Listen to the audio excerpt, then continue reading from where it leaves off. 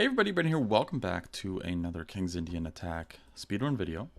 We're going to be playing against d5 and c5. We're getting a lot of these Sicilian variations, which is nice. It's a nice change of pace, because whenever you see those Londons over and over and over again, they got on your nerves, to say the least. So we're just gonna play this normally. Do we end up taking on d5? Interesting question.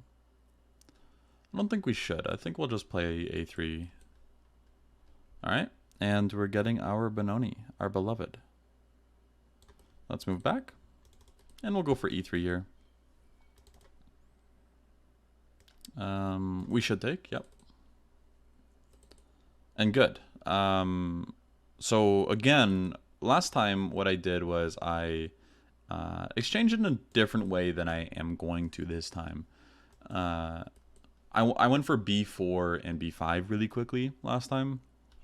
This time I'm just kind of going for everything I can to keep things fun, right? Fun is important. It is a game after all. I'm looking at b5 now. If they go bishop h3, that's a mistake. I think b5 should win the e5 pawn. I don't think there's any good discoveries. I guess they could take a3, but I don't know how good that is. They might go f5 instead. Nope. So can I just take this guy? Bishop a3. I just retreat. Yeah, I think that favors me. I could also just take on a3. Yeah, let's take on e5. Free pawns are free pawns, so definitely want to take them. We could consider knight f7. I'm not sure if it works, though. It looks like it does, because we have knight d6 as a threat at the end. So that looks good. So bishop a3. Okay, yeah, so they just retreat instead, but, you know, we're up a pawn, and we should be quite happy about this. Let's go back. Knight e6, I suppose.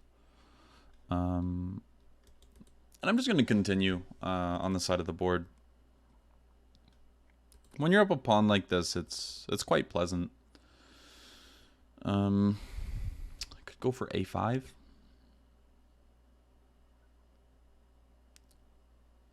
I also would not mind trading one of these pairs off, like these two. That would be great. But I don't think it's necessary. I'm just going to play queen d2. I think the queen is especially well placed on d2, covers b4 in case I ever try to play a5.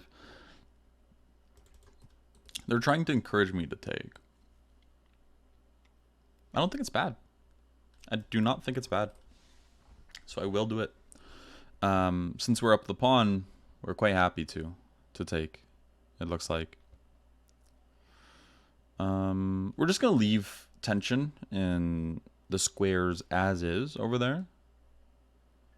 There's not really much more I see we can do. One of my next projects is I want to get this queen to f3 instead, and I might want to put this knight on c6, which we can do in 2 moves. The problem is when it's on c6, we have to worry about a6 from them. So it might make a little bit of sense to go a6 ourselves. Maybe. Or if we can get this knight to d5, that would be excellent. How do we do that, though? That's a difficult question to ask. We could also just go rook e2. Start piling up on this file. Doesn't look like there's any tactics involved. a5 is defended. I'm just going to pre-move that, just in case. Knight e5. There's also knight h4, which is a funny move. Going for knight f5. They could go g6, because I don't think I can take because of knight f4 check. Which is funny, but still important. I'm not sure how long I want to keep this guy hanging for, so let's just play a6 so it's no longer an issue. And now knight e5 looks good. Not knight c6, knight e5. Because it looks like I can bring this guy to its proper square. Yeah, this does look good. After knight c6, not really sure there's anything to worry about here. I could play f4. F4 is dangerous. It's a very dangerous move. If they ever get their knight to e3, that could spell a lot of trouble. But my argument is that's not going to happen. And this is what I mean. So knight c6 is playable now. Attacking both. And they do defend with queen to a8, but they might have missed f5. And I don't even need to worry about the pin, because now the knight is in a bad situation. It doesn't want to move, but it kind of has to. Knight c7, probably best. I'll just take on e7. And this game's kind of over already.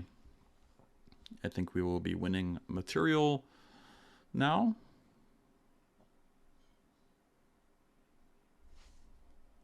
Unless there's something I am missing. I don't think so, though. But you never know. Gotta watch out for that. Gotta watch out for that. So I think it's been decided what the next run will be. With the black pieces against e4, we will be doing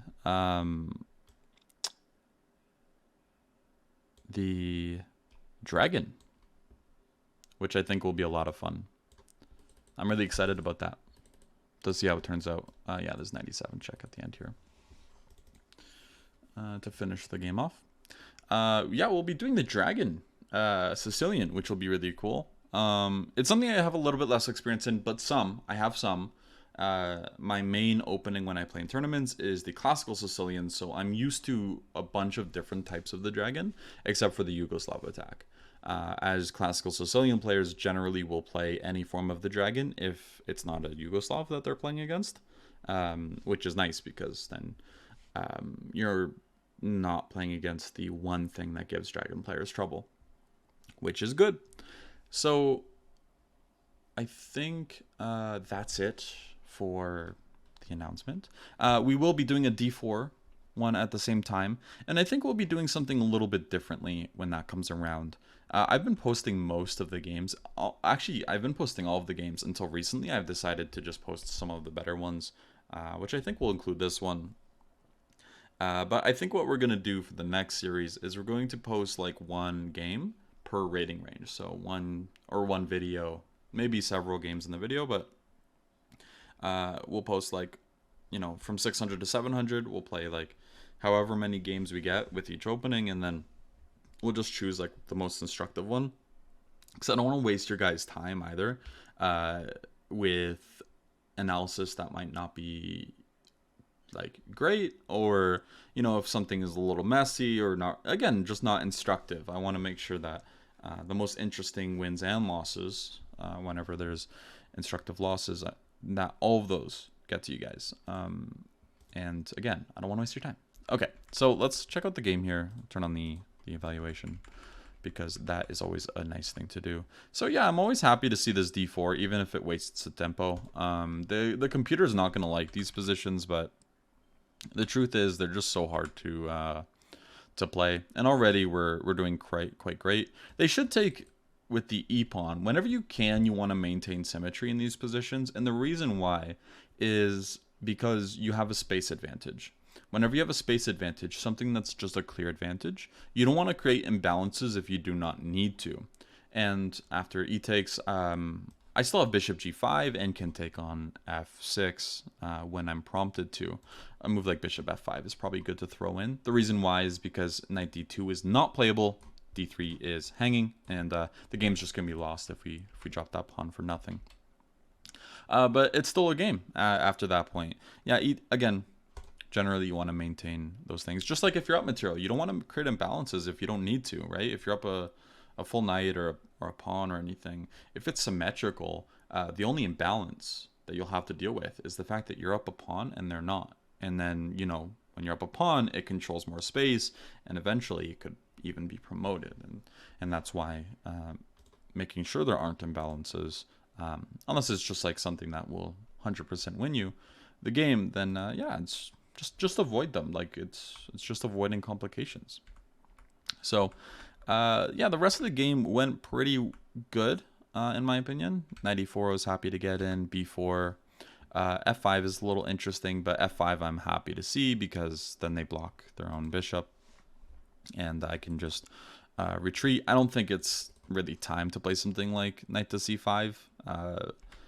Knight d2 is still probably the better choice, and then they're just kind of stuck having to try to defend this e5 pawn.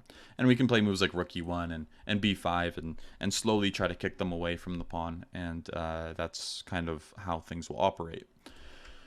So anything else here? Bishop h3 was definitely not great, and that's because this actually loses a pawn after b5. There's no way to keep in contact with e5 here. They have to play something like f6 or even I think bishop f8 should work. Although we're extremely happy about this as well. We can play c5 or b5, things like this, and the position is comfortable, which is good. So anything else? No, I'm not really sure. Yeah, after we win the pawn, it's a pretty good position. Queen h5 is kind of a funny idea too, but yeah, I was just going for kind of something normal. a5 is good. I was looking at a5, but I thought, you know what, like, let's just focus on piece play. Yeah, and this is where the position kind of gets unbearable because there's only one open file, and we do have a way to open the position with f4, f5, despite it looking a little weakening. The thing is, since we're up such a valuable pawn, this pawn doesn't look valuable, but it's extremely valuable because it facilitates the fact that if things come off the board, we just win. So that's a big deal. And a6 is top move. Awesome. f4, knight c6, and f5, and yeah, this is just game over. So thank you guys for watching, and I will see you tomorrow with another game. All right, bye guys.